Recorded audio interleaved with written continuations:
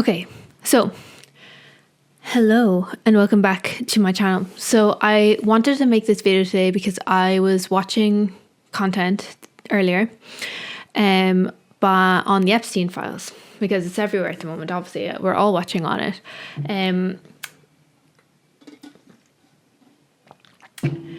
And one of the things I wanted to talk about on the Epstein files was a very interesting point that I think needs to be raised again and again. And it was brought up by another video I watched. I'll put the comments down below to her video. But basically, she's this Christian YouTuber. And first of all, no hate to any Christians out there. I personally don't identify as one, but I do like the lore, and I like a lot of what she had to say, and I agree with a lot of what she had to say. But some of that stuff gets kind of fantastical for me, and that's kind of the thing I wanted to explore in this video, because I think you can demystify that stuff, because I think sometimes mystifying it can alienate people, and I think it can make people feel deterred from hearing the message of what people are trying to say, especially in this world where we live in a very secular world, a very logic, science-based world. And that's not to say these things aren't real. I just think that the language we use to describe these things could be improved upon in order to make them more accessible for more people.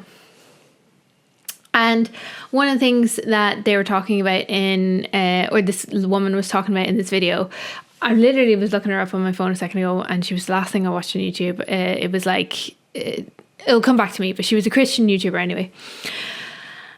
She made a really, really good point about how everybody is obsessed with going through these Epstein files themselves, and how we are like looking at this as validation of like things that we said were proof or whatever in our experience. Like, people have been talking about this stuff for decades. I do remember decades ago people talking about some of the really dark things that have been uncovered in those files, and everybody who heard of this being like, you're fucking crazy, like that's not happening. And then there would be trickle truths in the internet, stories from people who claimed to have been a part of that world. Just basically, like, people had been coming out about this stuff for years through the woodwork, and if you knew where to look, you were able to find these stories, and they all sounded fantastical at the time. But now we know what we know. Looking back, you're like, holy fuck, those people were telling the truth. The point that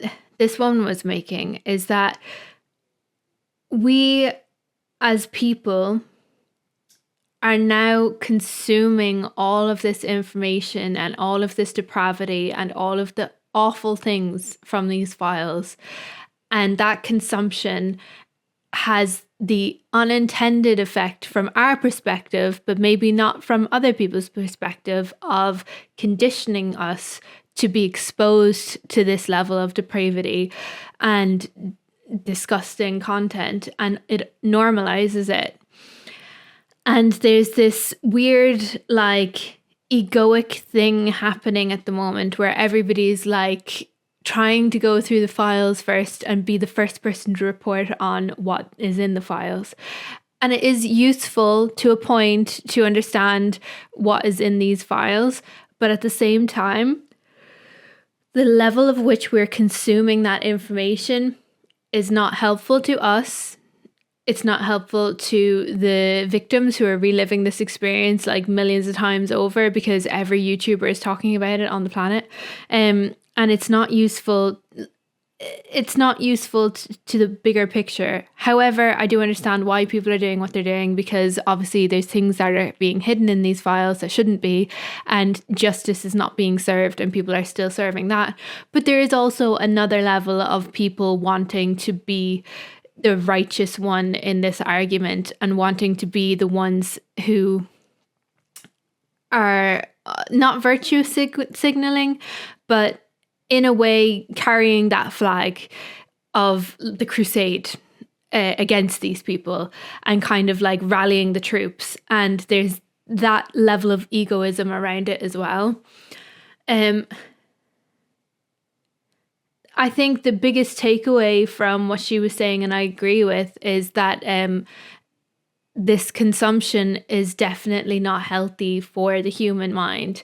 And she made a really valid point about how the more we consume this material and the way it's being delivered to us keeps our minds in this state of shock and like fight or flight motion, and basically we don't have time to psychologically absorb what we're experiencing, and it constantly keeps our mind in this weird like frenzy that then causes us to not act with discernment or logic, and we're acting from emotion, and it's keeping people in this state of heightened emotions. And each time there's like documents being dropped, it's not giving people a chance for that state of emotions to like digest and the information to digest. It's just constantly keeping people in that state of emotion. And she also made a very good point about how this potentially could be an intentional act that is purposely designed this way to keep people distracted, or to keep people occupied, or to keep people in that state of frenzy, because when people are in that state of frenzy, they're much easier to control.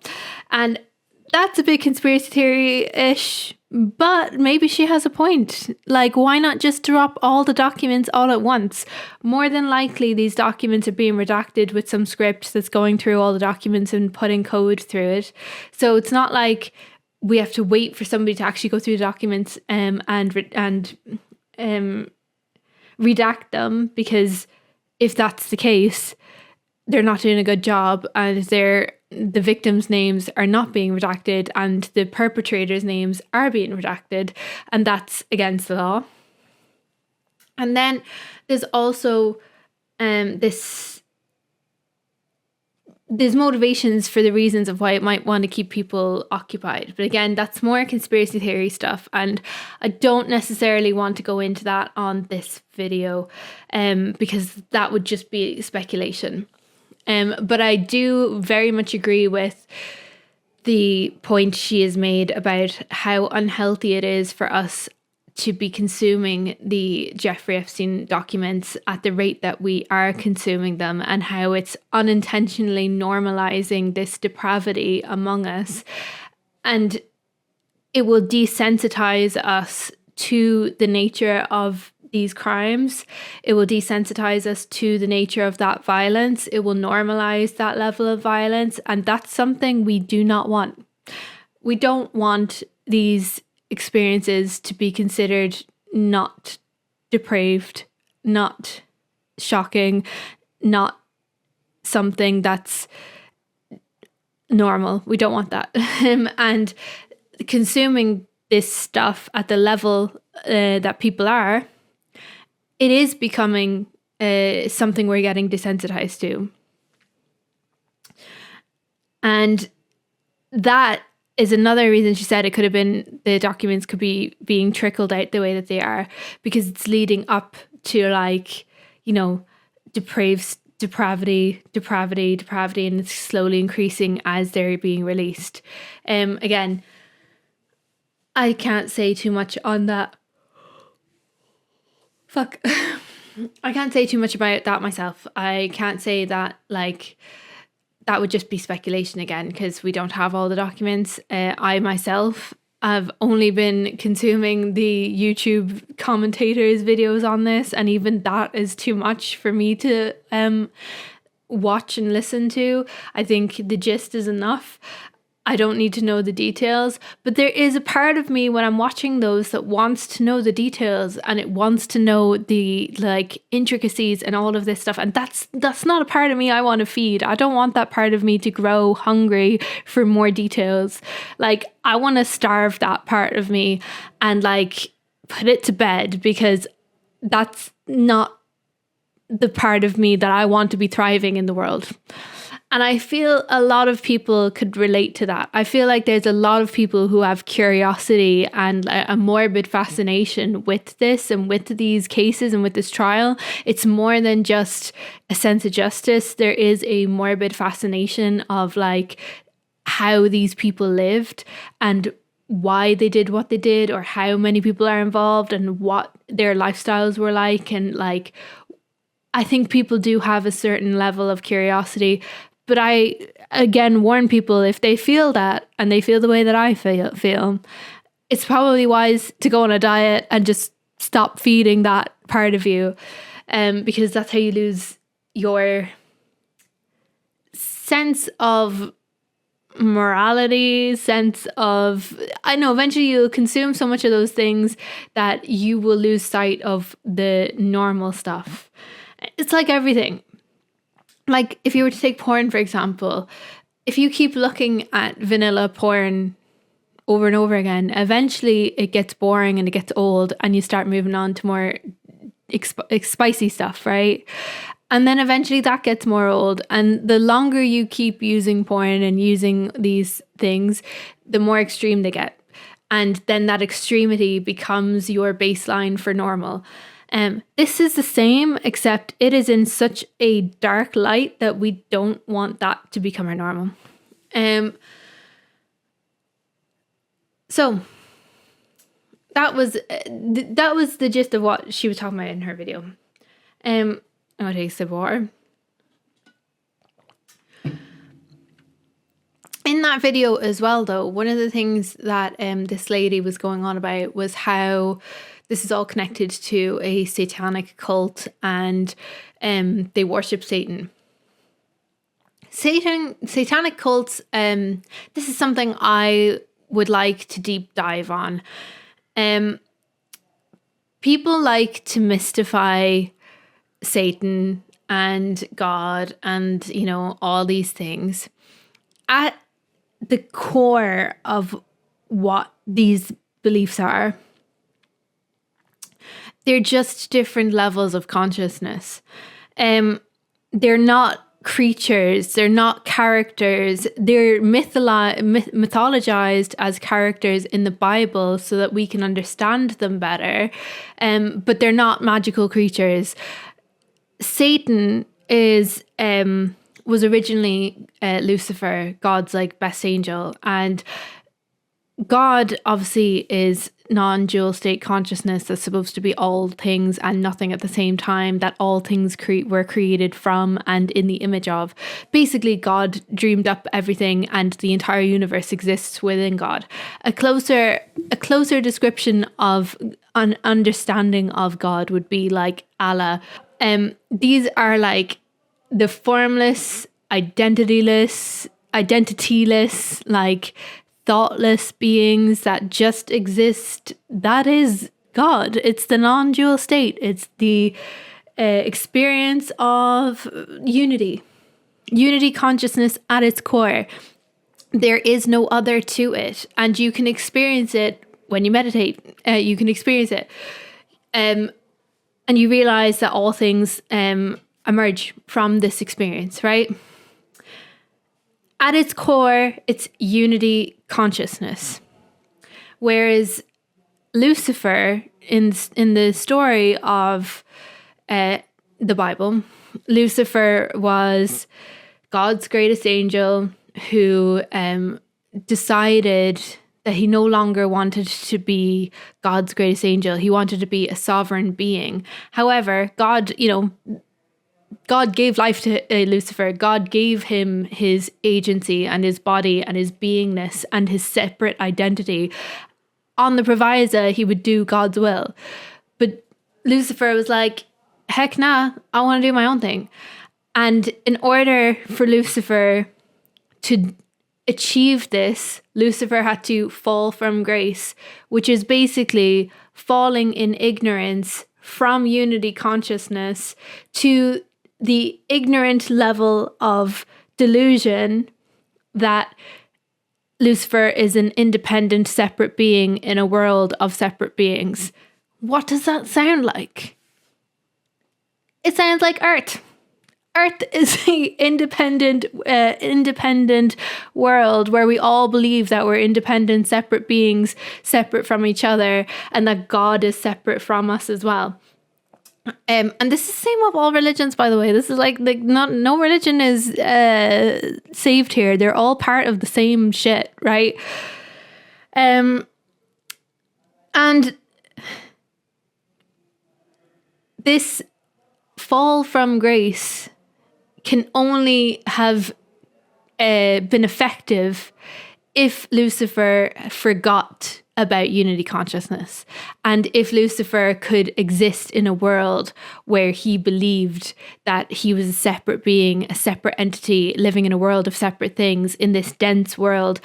And your woman in the video even was like, the devil had tempted Jesus at one point and been like, I'll give you all the kingdoms of the earthly realms or whatever, and you can have all the riches in the world, and I'll give you all of my kingdoms on this realm, of this earthly realm. And basically she was saying that the devil is like the king of all the earthly realms, and Jesus didn't deny it, didn't deny his right to those thrones, as in to say that yes, the devil is the main ruler of these realms, and that Jesus was not tempted to accept that offer.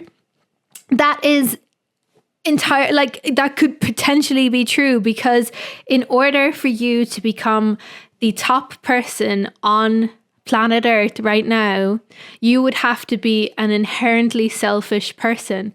To be selfish is to be satanic, or to be this sovereign identity of consciousness where you believe you are the only one that matters. And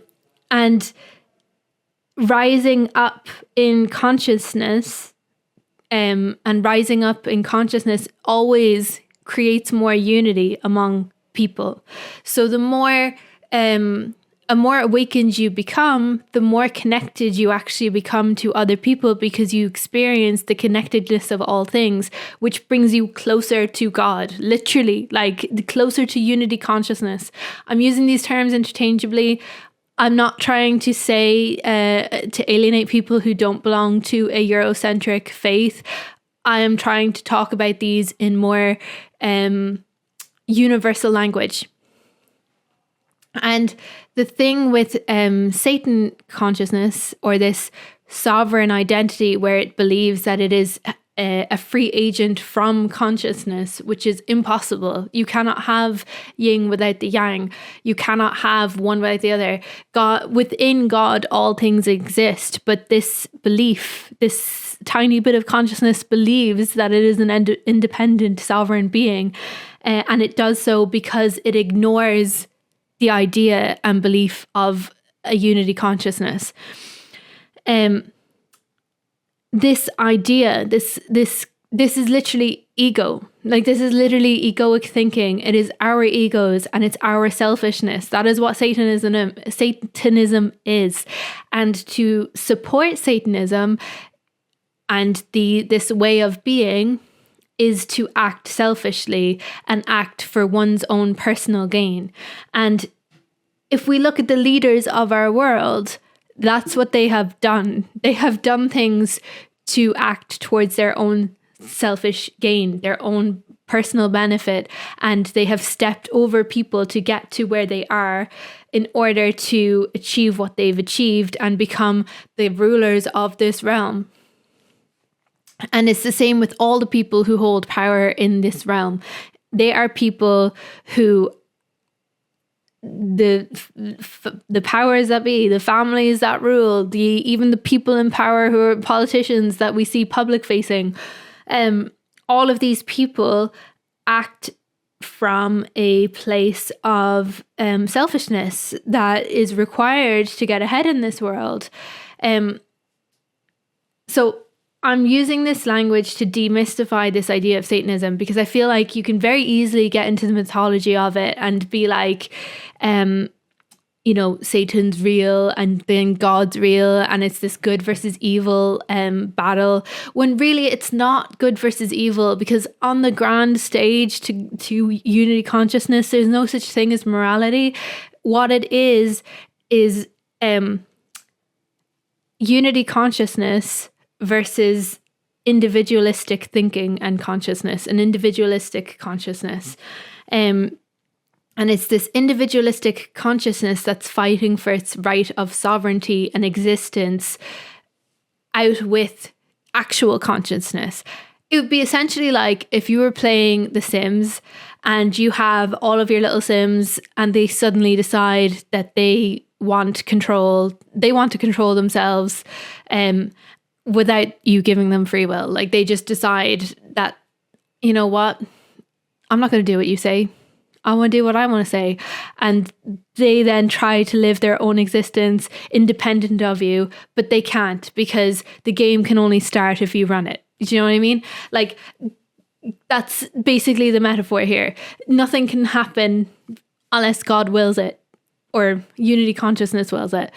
And the ego, the independent sovereign identity consciousness, is fighting for its right to be recognized as an independent. And that's fear-based ego thinking, which is something you deal with in meditation. And through meditation, the more you practice it, the more you actually break through those fears and you rise up in consciousness, you become more aware of things, and then you become closer to the unity consciousness. It takes a long time. It takes a lot of discipline and it takes a lot of practice to do this. But when you do it, you eventually can experience the oneness of all things, and then you see everything clearly, and you can see how none of this stuff actually matters at the end of the day. Like, there's literally, there can be like things happening on the global stage that are happening for reasons, perhaps maybe to help everybody waken up in higher consciousness, or to trigger more people to turn inwards, or to trigger more people to like fight against the injustices of this world. But we also have our choice to either every day, every single day, every single thing that you do, you have the choice to act selfishly. That sounds wrong when I said it. To act selfishly, or to act towards a higher consciousness, which is to help others and to be of service to others. That's like your choice every day. And if you choose to act selfishly, you will be rewarded. So if you choose to act consciously and benefit others, that in itself is a reward because it helps create a better world. But also, it's not as, it's a different kind of reward. Like, it's the kind of reward that can pay off tenfold later, and it can pay off in a different way because you're building a better world. Whereas the other way might pay off instantly and you might get personal gain, but you're then creating a world that is promoting this kind of life. And this is where we've been for the last forever, where most people have been living that way. Most people have been living selfishly, and they're not living of service to others because they don't care about others, because they believe that they are independent from others and that they don't need anybody for anything. When in reality, the more we move towards a sense of community, and the more we develop a sense of community, and the more we help each other and we're of service to each other, is the way we thrive in this world. But people want to keep us apart. They want to keep us gated apart. They want to keep us broken. They want to keep us fighting amongst ourselves over petty squabbles, because it helps keep them in power and it helps them have their selfish gains. If we do want to look at the mythology of the Bible, and we want to look at things that like how hell is a world that's made of fire and is burning up, how everyone is a slave, that also sounds like modern world, how the temperatures are rising and we're experiencing climate change, how everybody is a wage slave or a slave to debt. Literally a slave to debt, like DEBT sounds like DEATH. And how, you know, people are constantly dying and they're killing each other, and people are like working so hard and they're getting absolutely nothing for it, and everybody feels like they're getting fucked in their ass. Like, that is literally hell on earth. We have it. We've created it amongst ourselves because we are living in a world where we're all choosing selfish reasons. We're all choosing selfish gains. We're all refusing to work together and build a better world. And I know that sounds very hippy dippy woo woo, but literally that's what Satanism is. Like, you don't need to wear a cape or perform crazy rituals to be a practicing Satanist. You just need to act selfishly. You just need to act for your own personal gains and act as if you are the only person that matters. Your needs are the only thing that matter. Like, that's the trick of the devil. Like, it is constantly in everybody's mind. Our ego is constantly trying to trick us to do things for ourselves. And that's also part of the mythology of the Bible, is that like the devil comes up and will tempt you with all these things. Our ego does that. Our ego comes up and tempts us with all these things, tells us our life will be better when we get the designer bags, or when we like, you know, go to the dream locations, and tells us like we should do all the crazy things, like the hedonistic things, because that will somehow make our lives better, or we should step on people's backs to get ahead in our careers or whatever. Like, that is the ego trying to protect itself and also to help you gain. And if you do these things, potentially you will gain. You might end up being the CEO of some crazy empire, but at what cost? What cost to your soul and your spirit? Look at all the CEOs who have mega fortunes. Look at how